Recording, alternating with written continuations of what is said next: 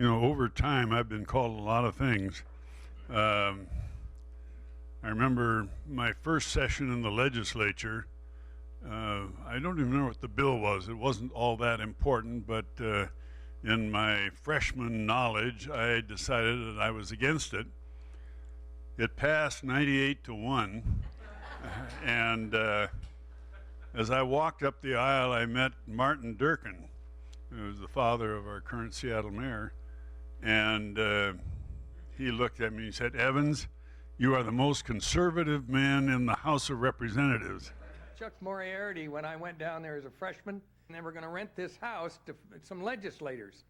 And he got it, and so he said, "I wonder who we can get." And he came back and he said, Evans, I think that guy Dan Evans, he'll live with us. And so the three of us said, "Who else is there? We can put 4 in there and cut the costs." And around, and somebody said, "How about that new guy Gorton?" "Oh, I went over and talked to this fella Gorton." And so the 4 of us started living there. And Gorton got the downstairs bedroom because he brought his wife, and the 3 of us were up in these little places.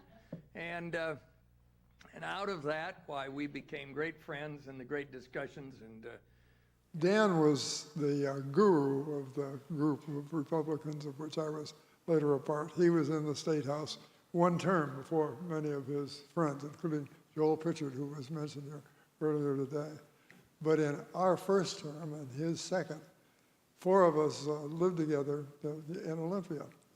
The House then had 66 Democrats and 33 Republicans. And that was the closest we came anywhere in Olympia. We had no statewide officials, and the House was probably about 3 to 1 on the other side. It was exactly 2 to 1. They could call a question of consideration where we would get up and propose something, and they wouldn't even let us debate it. That was no fun. But there's some ways in which that was highly liberating. There wasn't any mistake we were going to make that made a big difference in the history of the state by any means. But the 4 of us and a handful of others decided that we could remake the Republican Party. And we worked together and studied together and thought together. And I might say that we were looked upon with some disdain by the old-time Republicans in the legislature who, they go along to get along, and we didn't think that was very successful. well, we had 33 of us, and we met there to organize. And Elmer Johnson was from Spokane, and he was an old, wise, old legislator, and he took Slade and I downstairs and was talking to us, and he said, "Now, boys, I know you got you want to stir things up and that, but he said, you got to get a few things done for your district." He said, "I've got a pretty close relationship with John O'Brien." And I said, "Listen, Elmer, we didn't come down here to get along with John O'Brien. We came down here to make some changes. And we're going to stir things up." "Oh," he says, "I know about you young fellows, yeah." And he said, "But don't you need something for your district?" We said, "No, our district needs a change in Olympia." So we were young. We wanted to turn things upside down. And so we went out primarily early on to look for candidates so we could build strength in our Republican caucus in the House of Representatives. That's where we focused. And I think the thing we found that worked the best is the simple recognition that a good candidate has to reflect the district from which they come. You can't have, you can't draw up an ideal candidate for Seattle and make that work in Grant County. I still remember vividly to this day getting into a car with Joel Pritchard and driving over to Grant County, to Quincy, to try to persuade a Sid Flanagan, a farmer from Grant County, to run for the legislature over there. Well, I'll tell you, for the 2 city boys who went over there, that was a pretty exotic creature.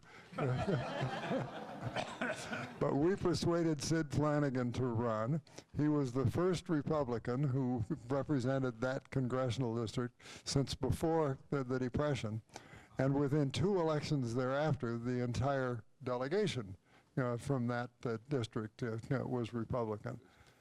And I remember vividly coming back and talking to the whole caucus at meetings we would have and saying, "Gee, we found this great candidate. She is in a district where we have a chance of winning. She is president of the League of Women Voters in Seattle. And there was a gasp from the old timers. If she's president of the League of Women Voters, she can't be a Republican. You know, that was their attitude. She turned out to be one of the finest legislators we've had in Olympia. So, And we built a caucus that was representative, but it didn't, not everybody thought exactly the same way. But they were brought together, and we were able to create the cohesiveness of a party while recognizing the differences that can and must exist if you're going to win a majority. Candidate, and I think that's even more true now than it was then. It still comes down to that same thing. You got to have a candidate who fits the district they're running in, and then find the best darn person who represents that district. But you've got to do it yourself. One other story. First year I was in the state of Washington after getting out of the Air Force, I fell into a small discussion group of Republicans that included the two Pritchards. Someone came up with a very good suggestion. And I said, what do they think? Meaning the party organization. And I'll never forget the day of my life. Joel Pritchard turned to me and said, there is no they here.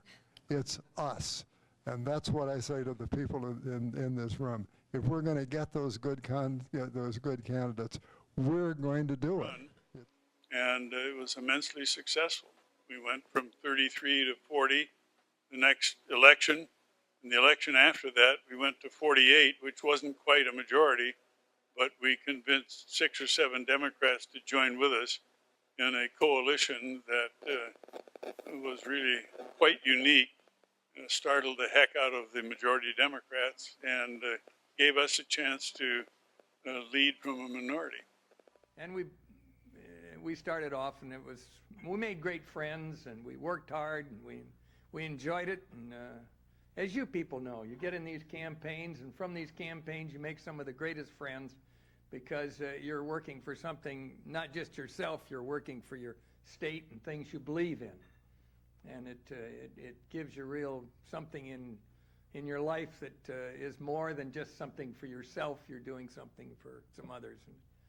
And the friends you make out of that are just outstanding.